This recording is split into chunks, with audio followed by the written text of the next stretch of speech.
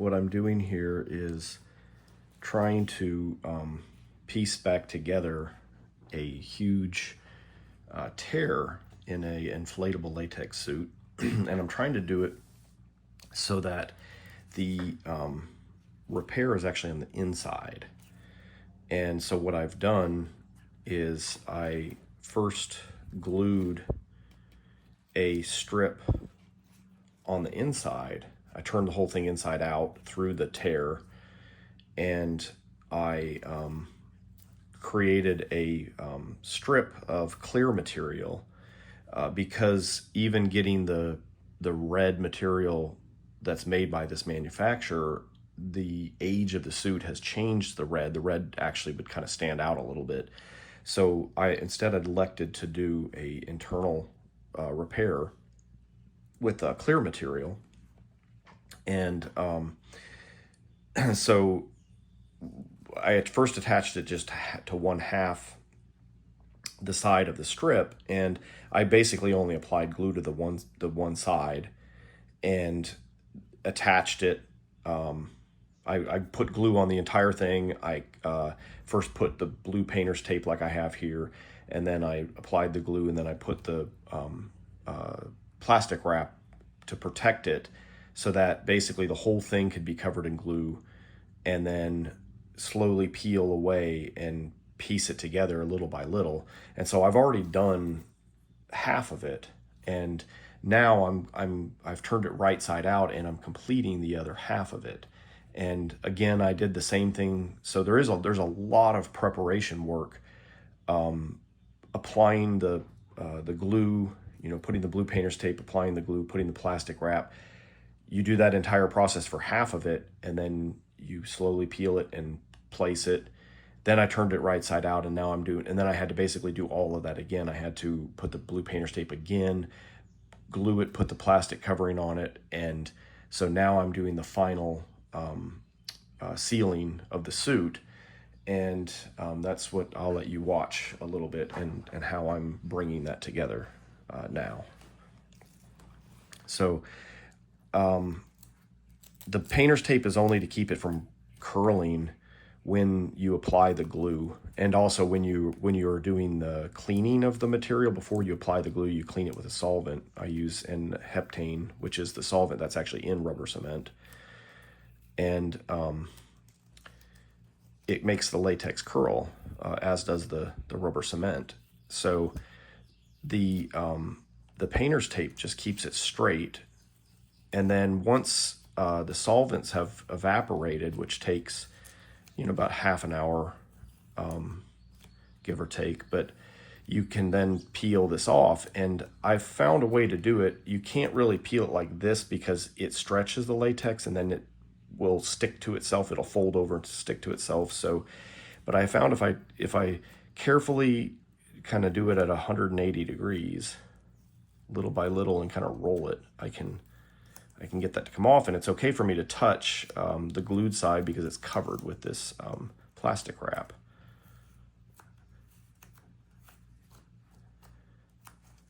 So I'm not gonna do the whole thing. Now, if it does fold over like it just did right there, I just take my tweezers, I dip it into some heptane, and then I can kind of stick it in there and then just release that. And it will kind of like make the material sort of grow and warp a little bit until it evaporates. So if you have to put a lot of heptane, you need to give it some time to go back to its kind of natural form. Otherwise, it kind of has grown and it's distorted. So I'm going to take that off, give myself some working room. I'm going to need to do it to the other side here as well.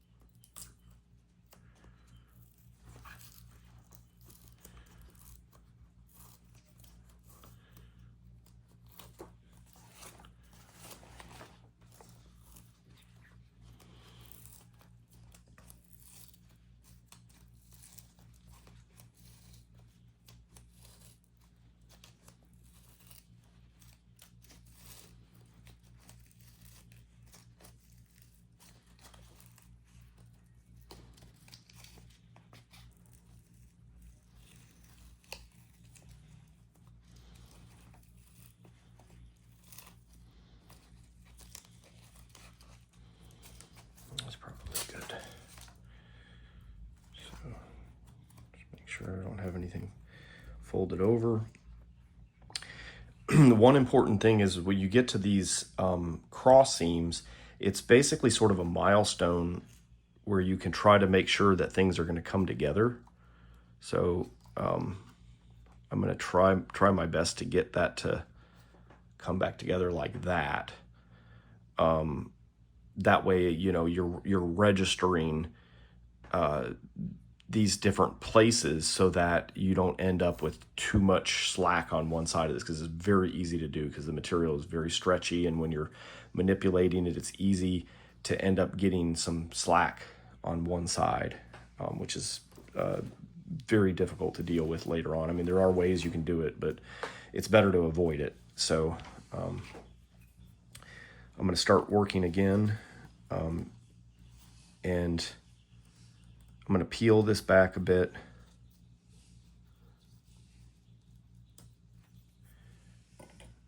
Tweezers are your friend.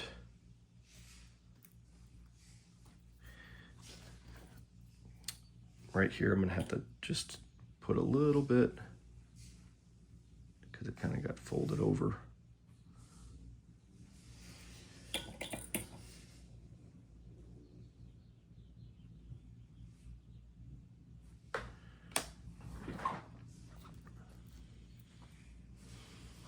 And this is really where, like, kind of the skill of understanding the material and kind of understanding how you can manipulate it comes in.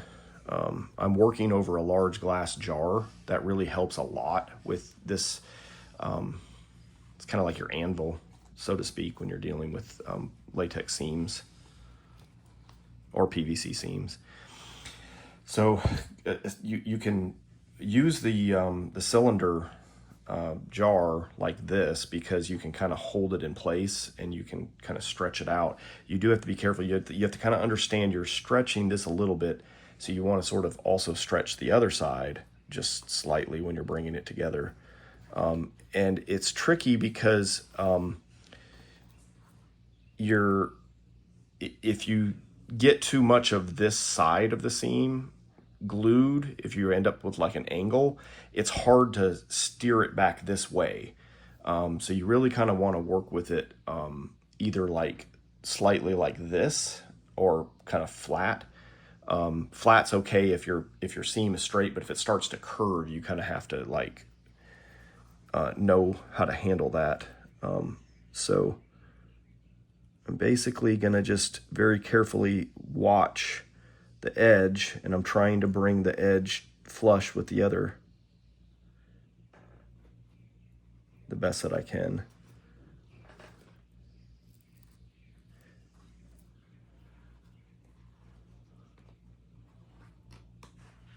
Since I want this to register with this other seam, I'm going to see if I can't do a little bit of a longer stretch there.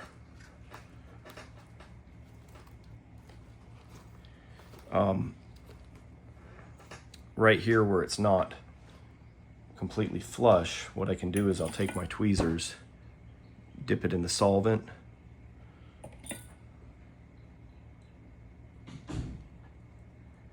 and try to kind of work the material so that it comes together.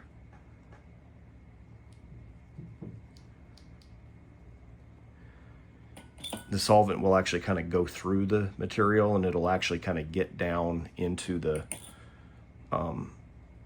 glue. It'll also kind of get through the crack and get to the glue as well. But this kind of can help you knit it together. You can also kind of use your fingernails to kind of squish it together like this, or spread it apart if you want to try to get this to sit more flush.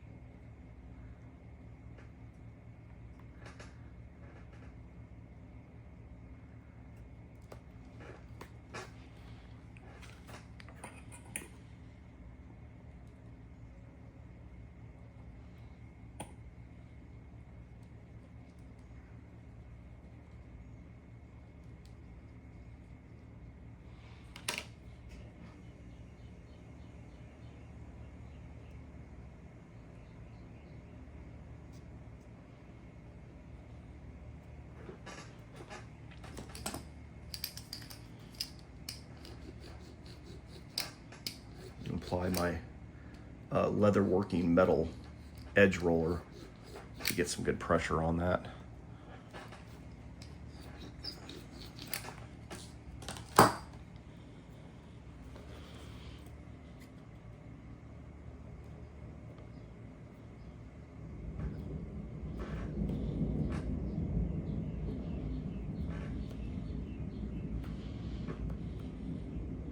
What I'll do once I get all of this together, I'll probably come back with a syringe with some of the glue in it, and I'll probably use a like 20, maybe a 26 gauge needle, like one of these red ones. It's a super tiny gauge, and I can, if there's any places where there's maybe a slight gap, I can inject just a tiny bit of glue in there and then roll it, and then come back over it and, you know, clean any sort of excess off later with the solvent. It's kind of like a final.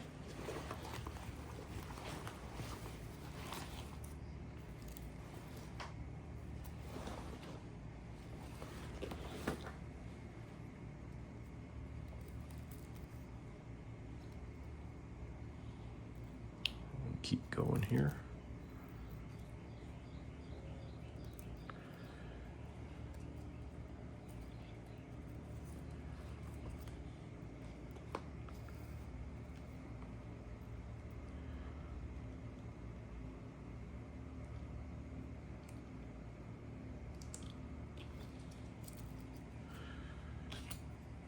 It's okay if it doesn't start going the way you want it. You just put a tiny bit on your tweezers, tiny bit of solvent, release it, and then start going again.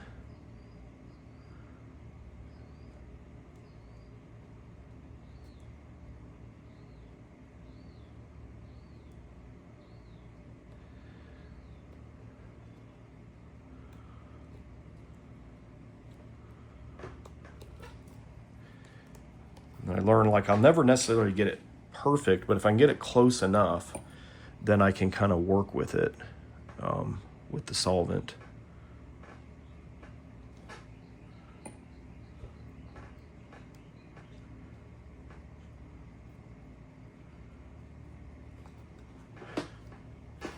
Or even if I get it together and there's like a folded over piece underneath, I can always like secure it, get up underneath there with my tweezers, stick it into the fold, wiggle it back and forth and separate it, and then kind of put it back down. So there's a lot of things that you don't necessarily need to like pull up what you just did completely, but you can kind of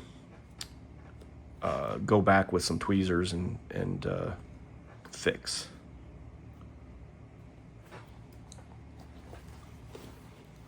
And so I'm just going to keep doing this technique until I get to the end.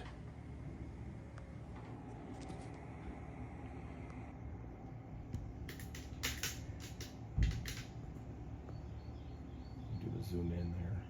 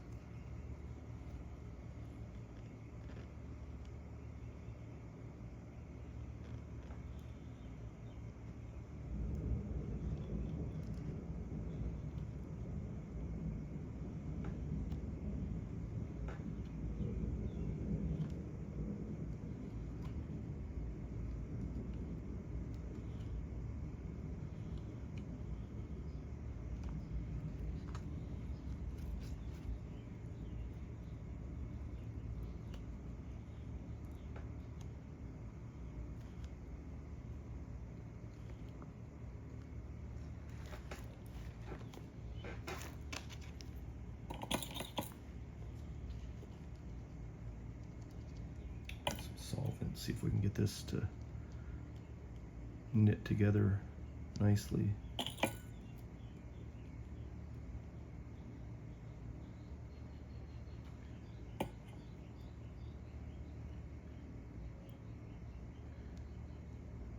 One nice thing about latex is it's very flexible, it's very forgiving.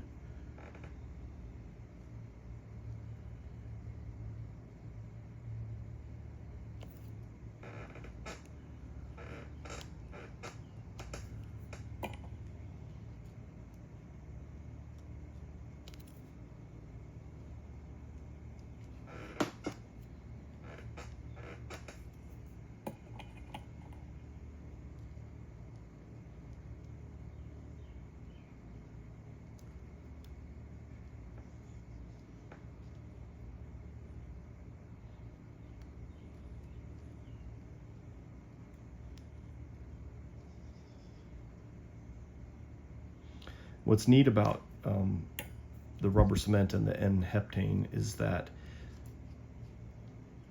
the N-heptane is the solvent in the rubber cement, and when it evaporates, it's what leaves just the actual like matrix of rubber particles.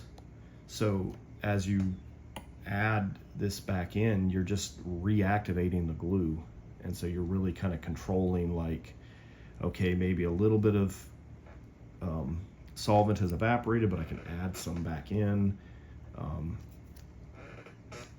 You know, I'm unhappy with how this has come together, so I can just kind of reactivate the glue so it goes back into kind of a liquid form, let it evaporate again. If I'm not happy, add a little bit more in. So it really lets you relax a lot about like what you're doing and how things are coming together, knowing that you can kind of undo and control everything.